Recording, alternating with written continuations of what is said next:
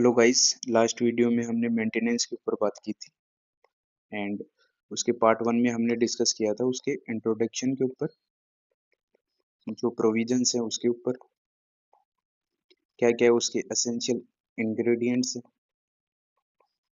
And codes maintenance decide करने से पहले क्या क्या ग्राउंड्स देखती हैं। तो उसी को कंटिन्यू करते हुए आज हम इसके कुछ और पॉइंट डिस्कस करने वाले हैं। तो इसमें सबसे पहले देखने वाले हैं इंपॉर्टेंट केस लॉज। तो सबसे पहले मनोकरण वर्सेस देवकी प्रिंसिपल क्या एस्टेब्लिश किया गया था इसमें कि अंडर सेक्शन 24 जो बोथ स्पाउस हैं, हस्बैंड एंड वाइफ, ये दोनों क्या क्लेम कर सकते हैं? मेंटेनेंस। जो जनरल क्या है, जनरल जो परसेप्शन होता है वो क्या होता है कि सिर्फ वाइफ ही क्या कर सकती है, क्या कर सकती है, मेंटेनेंस क्लेम कर सकती है।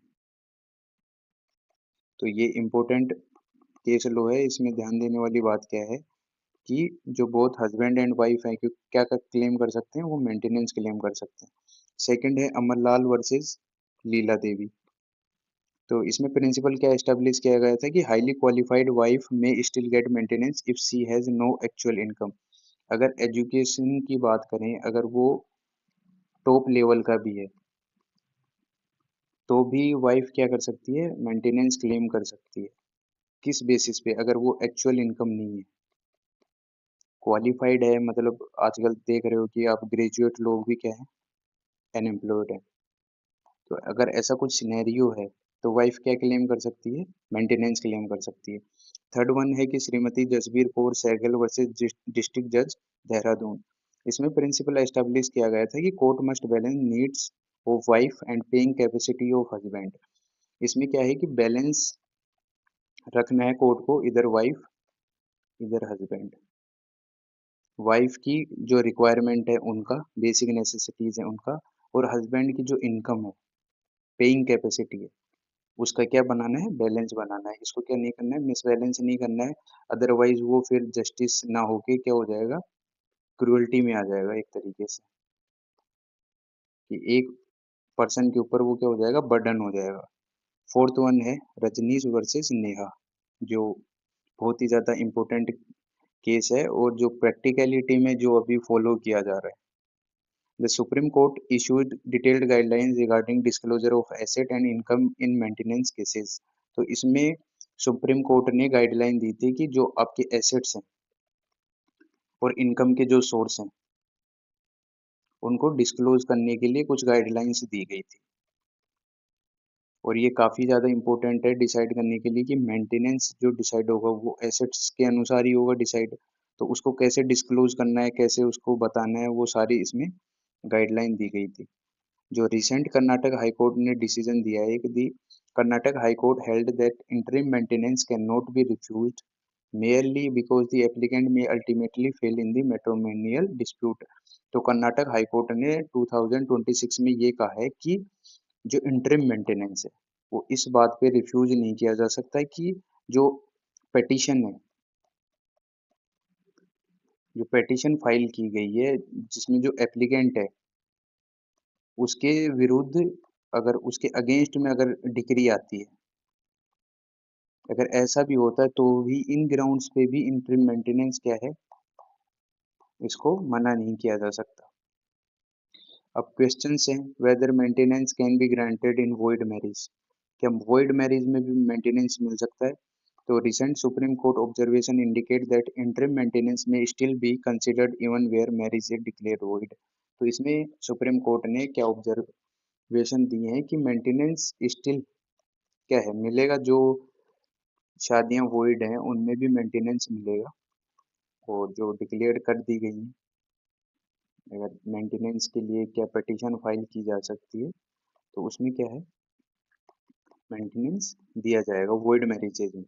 Litigation expenses section 24 also cover, क्या क्या कवर करता है, एडवोकेट की फीस करता है, कोर्ट के जो एक्सपेंसेस होते हैं उनको भी, डॉक्यूमेंटेशन के एक्सपेंसेस एंड ट्रेवल एक्सपेंसेस, ये सारे भी किसमें, मेंटेनेंस प्लस जो लिटिगेशन फीस होती है, लिटिगेशन फीस, ये दोनों किसमें कवर होती है, सेक्शन 24।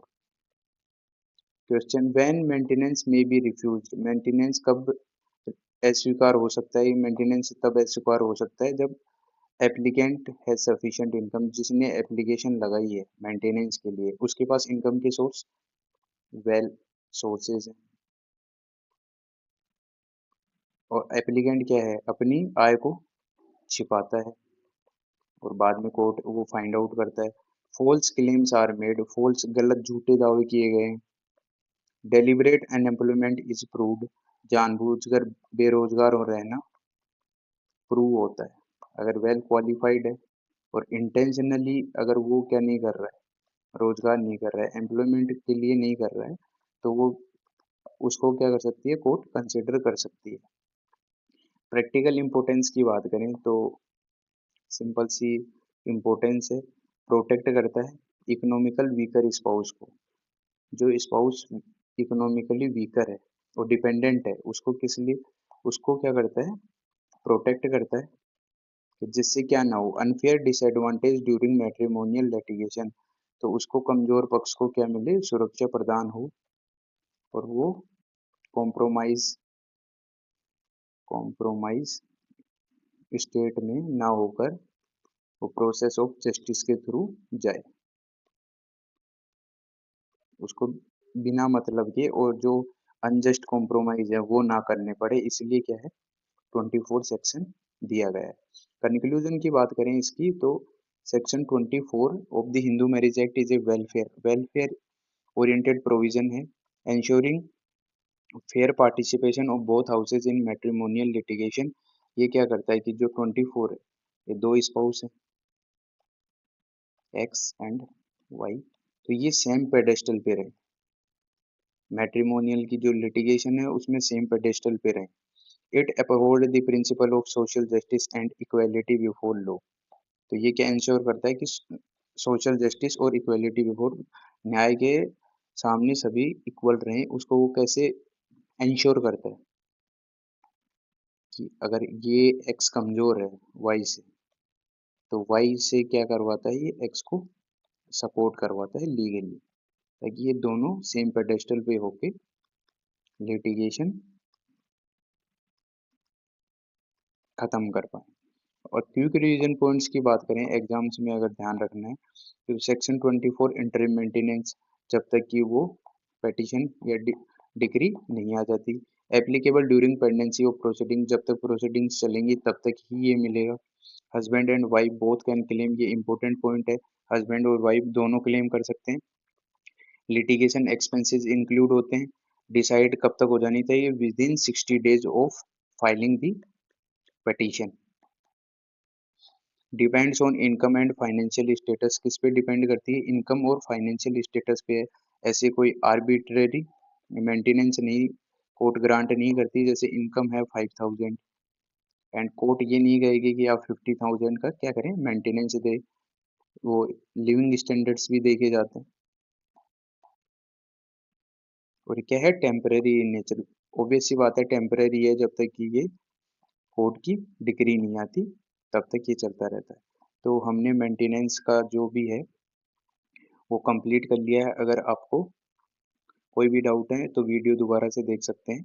और नेक्स्ट वीडियो जो होने वाला है वो अपना होने वाला है परमानेंट एलिमनी, जो कब डिसाइड होती है, डिग्री आने के बाद। तो उसके ऊपर जो होने वाला है नेक्स्ट वीडियो जो भी है वो इस पे होने वाला है। तो फर्स्ट एंड सेकंड पार्ट में हमने इंटरिम मेंटेनेंस की जो भी हैं सारे डायमेंशंस कवर कर लिए हैं। तो कोई डाउट वैसे तो रहना नहीं चाहिए, अगर आपको फिर भी डाउट है तो वीडियो को आप दोबारा से देख सकते हैं। And I hope you guys are enjoying this video. तो मिलते हैं नेक्स्ट वीडियो।